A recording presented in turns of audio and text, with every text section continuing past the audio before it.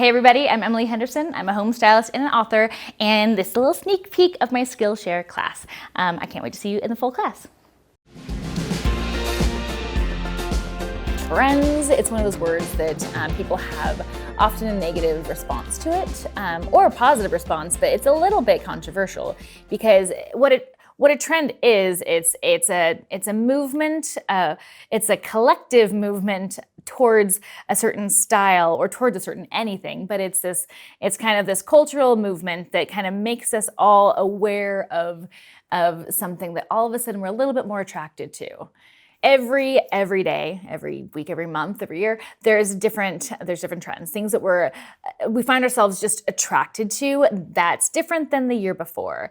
Now, the tricky part is trying to figure out what trends you should actually should influence your decisions, and what trends are fun, and how to decipher the trend movement, especially in design, is very tricky because in design, it's not buying a bracelet, it's buying a sofa. So you don't want to, instantly glom onto a trend that you're gonna be bummed about in 3 years. So let's just say that no matter what we do, we're part of the zeitgeist, and we're probably gonna start liking something. Not everything, and not specifically, but we're probably gonna be more open to something because of a trend. Then what do you do? What's your next behavior?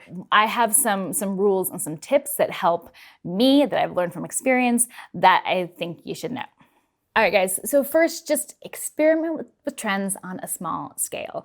Do not jump into buying the neon sofa, or what's something big right now that people do? Oh, remember, 5 years ago, everybody clad their walls in wood, which is fine if you have a cabin or if it's, lends itself to that style, but it was the trend that you just put wood all over your walls. Don't do that yet. If you're into the rustic trend, just bring in a rustic side table. If you find yourself into a trend, just don't invest before you test. That's a good little rule. So what that means is sure, buy a few little pieces, sprinkle them around, and live with that before you get deeper into it. I think generally you should not shift your entire house due to a trend.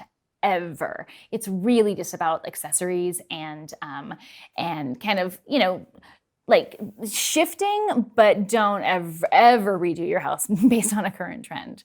So when you dabble in trends, just make sure that it still fits within your flexible color palette. The best example I can give you is years ago when I started loving really, really, really bright saturated colors, which I historically had never really liked. And it was because I was working on a project, but it also was really trending. It was when the 80s were first coming back. Anyway, I just wish that I had just done less of it in that house. I brought in a couple pieces that I could have switched out because I did one massive custom piece of art that was awesome, but I was over it within 3 years, and that was a bummer. You don't want to chase all trends. I mean, that seems kind of obvious, but just be careful, because when you mix it into your house, you want the trendier pieces to be mixed with pieces that are more timeless. Also, something to think about, which is also good for our earth, is with most trends, it's typically based on the past. So there's a vintage version of it. If you can opt for that, you're a little bit more guaranteed to have it be timeless. There's a lot of knockoffs that will come out, based on a trend. And so look at that and say well, what was that trend trying to reference or copy, and go for that instead, because it will be more of a classic. One trend that I'm really into right now, I think I will be for my entire life, but it is having a moment, is kind of 70s modernism or postmodernism, early 80s. So the sectional that I found for this house is from the late 70s, early 80s. It's vintage. And instead of getting it in a fabric that was really 70s or really 80s, I just got it in a really simple cream. So that way it does feel more timeless, and it doesn't scream a trend. It just, the shape of it is, but it's actually really subtle. So I'm going to give you a few examples of what that looks like in real life and in real projects that we have worked on.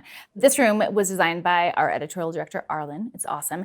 And it's super stylish. It's beautiful, but there are some trends in there. and they are working.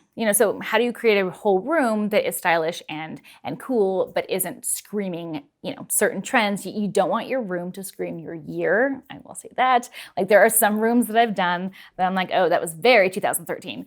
And that's okay, but ideally that wouldn't happen. So this room has a really dark, moody blue, and which dark, moody colors are very in. But this one we chose to go a little bit more subtle than bright, which is going to keep it going like a little bit more timeless. This gallery wall is excellent. The main reason it's excellent is because it's all personal items. So that's another tip, is that if you want to dabble in a trend, make sure that, if you can personalize it in any way, it will be more successful. So this gallery wall is a floor to ceiling, wall to wall, full of like a variety of different mediums and different frames and different orientations. And that's why it works. It's a very well executed wall, but it's also very personal to her. A way to avoid your room screaming 2019 is to mix pieces from different eras. So in this room, there is a vintage cabinet, I think from the 50s and 60s. There's a contemporary dining table. There's all sorts of styles and eras, which is gonna help it look more timeless and not scream the year that she designed it. All right, for this room, which I think might be one of the trendiest rooms that we've done. I love it, by the way, but there are a lot of trends going on in it.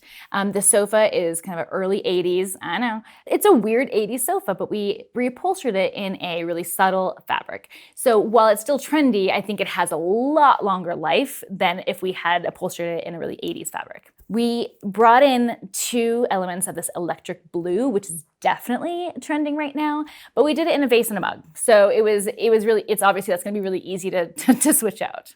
Trends are meant to be fun. This is not meant to stress you out. So it's really just like trying now to find a few trends that you are into and do some research and figure out like what it is you like about them, how you can implement them into your home in a way that is more timeless, and having fun. Like, trends can be fun if you don't let them stress you out too much.